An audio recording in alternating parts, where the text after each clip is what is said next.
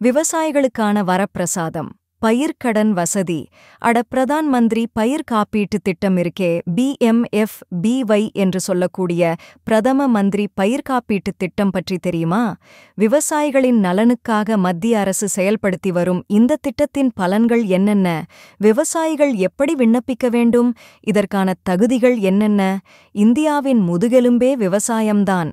அதனால்தான் விவசாயிகளின் நலனில் மத்திய அரசு தொடர்ந்து அக்கறை செலுத்தி வருகிறது. விவசாயிகளின் வாழ்க்கைத் தரம் காக்கப்பட வேண்டும் என்பதற்காகவே ஏராளமான நலத்திட்டங்களையும் கடனுதவியையும் சலுகைகளையும் வழங்கி வருகிறது. குறிப்பாக PM கிசான் எனப்படும் பிரதான் மந்திரி கிசான் சம்மான் நிதி யோஜனா திட்டமும் ஒன்றாகும். விவசாயிகளுக்கு பண உதவிகளை ஒரு தவணைக்கு 2000 ரூபாய் வீதம், ஒரு வருடத்துக்கு மொத்தம் 6000 ரூபாய் பயனாளிகளின் வங்கி கணக்கில் நேரடியாகவே டெபாசிட் செய்கிறது மத்திய அரசு. அதேபோல விவசாயிகளுக்கு கடனுதவி வழங்குவதற்காகவே கொண்டுவரப்பட்டதுதான் கிசான் கிரெடிட் கார்டு திட்டம். அந்த வரிசையில் PMFBY என்று சொல்லக்கூடிய பிரதம மந்திரி பயிர் காப்பீட்டு திட்டமும் மிக முக்கியமான திட்டமாகும். பருவநிலை மற்றும் நோய் தாக்குதல் காரணமாக பயிர் செய்திருக்கும் விவசாயிகள் நஷ்டமடைவதை பயிர் காப்பீடு தடுக்கிறது. பயிர் காப்பீடு, அதாவது பயிர் இழப்பு ஏற்பட்டால் பாலிசியின் விதிமுறைகள் மற்றும் நிபந்தனைகளின்படி விவசாயிகளுக்கு இழப்பீடு வழங்கப்படும். உணவு தானிய பயிர், எண்ணெய் வித்து பயிர்களுக்கு காப்பீட்டுத் தொகையில் 1.5% செலுத்த வேண்டும். விவசாயிகள் ஏக்கா ஒன்றுக்கு 482 ரூபாய் பிரீமியம் செலுத்தி வேண்டும்.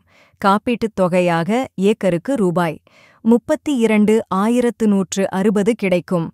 மக்காச்சோளம், நெல், மக்காச்சோளம், பருத்தி, வெங்காயம் போன்ற பயிர்களுக்கு இந்த காப்பீடு பொருந்தும்.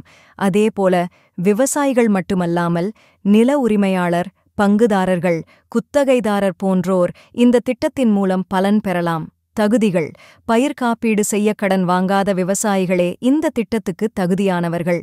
பயிர் கடன் பெற்ற விவசாயிகள் கடன் பெறும்போதே அவர்களின் நிலம் காப்பீடு செய்யப்படும்.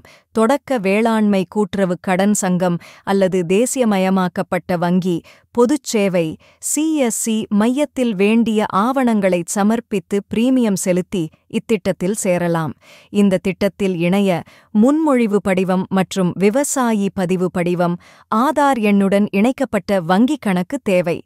கடன்பெறா விவசாயிகளுக்கு செயல்பாட்டில் இருக்கும் மின்னணு பரிமாற்ற சேவை உள்ள ஆதார் எண்ணுடன் இணைக்கப்பட்ட வங்கிக் கணக்கு இருப்பது அவசியம்.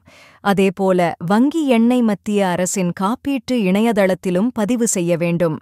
கிராம நிர்வாக அலுவலர் வழங்கும் விதைப்புச் சான்றிதழ் தேவைப்படும்.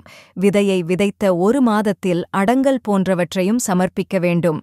இது குறித்து கூடுதல் தகவலை www.gbuwww.bgbu என்ற அதிகாரப்பூர்வமான இணையதளத்தில் அறிந்து கொள்ளலாம்.